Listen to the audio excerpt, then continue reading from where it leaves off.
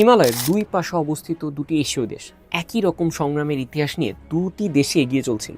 20 শতকের শেষের দিকে দুই দেশেই নতুন পথের সন্ধানে ছিল, কিন্তু পরবর্তী চীন বনাম বাংলাদেশ দুই অর্থনীতির গন্তব্য হয়ে গেল সম্পূর্ণ আলাদা। আজ আমরা দেখব কেন চীন বিশ্বের অর্থনৈতিক শক্তিতে পরিণত হলো, আর বাংলাদেশ অপার সম্ভাবনা থাকা সত্ত্বেও একই ধরনের অগ্রগতি অর্জন করতে পারল না।